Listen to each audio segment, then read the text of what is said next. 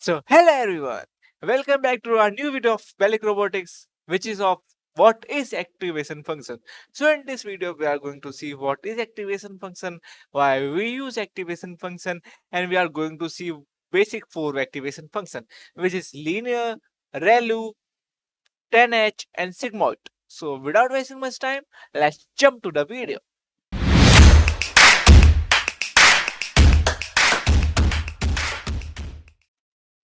Okay, so let's start with the basic. So, why the name activation function is activation function? It is called activation function because it decided that which neuron it should activate. Like this is a neural network. This is some neuron. This is some weights. This is some weights, and every weight and bias is going to a junction, summation junction. Okay, some neuron come here, some neuron come here, some neuron will come here. After that, this will go to activation function, and it will decide that which to, which neuron it should activate and which should not activate. It should not activate. Okay. Now you will say that how can it activate or deactivate some function? Okay. So for that we have to see some of the function. Okay. First of all, linear function. Linear function is our normal function. What it does? If this summation function return the value -2, then linear function give the value -2. If it give the value -3, then activation function give the value -3.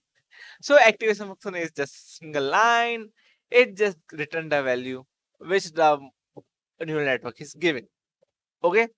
So our the activation function have two functions. First of all, it activate the functions, activate the neurons, and secondly, it brings non-linearity. That's why the linear function activate all the neurons. But when we say some non-linear function, like why this page is not loading, I don't know. Okay, let's see about ReLU activation function. Okay, in ReLU activation function, what it does? This is a basic activation function. What it does is like if any value is below 0, it make it 0. Like if value is -1, it make it 0. If value is -3, it make it 0. And any value which is above 0, like 1, 2, or 3, it return as it is. Like value is 2, then it return as it is. So this is a formula. If x is greater than 0, then x. If x is less than 0, then it's like 0. Okay. So now, like why there is no image of 10H or sigmoid? Uh, uh, okay. Sorry for the Canva error. Okay. So this is a sigmoid function. In sigmoid function, we see the S curve. And this is the formula of sigmoid function. In 10H, we also see the similar curve. Just it's like this is a continuous function.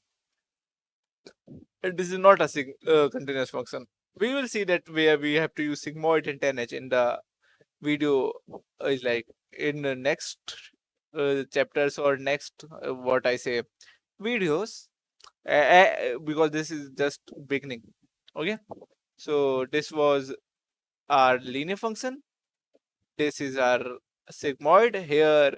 Like the neural -z is the neural network values. So exponential of -z, 1 plus exponential of -z. Okay, or and 1 up on above. Okay, like in 10H, exponential z minus exponential minus z, exponential z plus exponential minus z. Now, what is this? So this is the sigmoid, this is 10H, and this is ReLU. In ReLU, the value is 0 to infinity. In 10H, value is -1 to 1, and sigmoid is -1 to 1. That's why many times when we embed or is like scale the value, then we scale it from -1 to 1.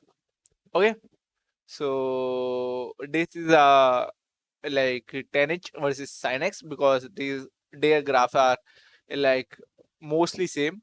So like 10x is continuous, but sin x fell at 0. So it is smooth, it is not. In gradient based trainings like 10h work well, but it need to like some tuning, need some tuning. And what is backprop? When I will explain you what is backprop, then we will discuss this part. Common use, we will use it in hidden layers and RNN.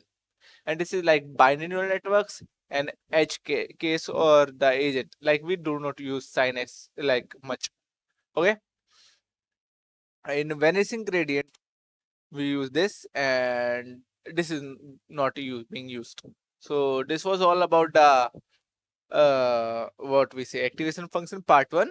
In part 2 we will cover the other functions. So stay tuned and bye bye.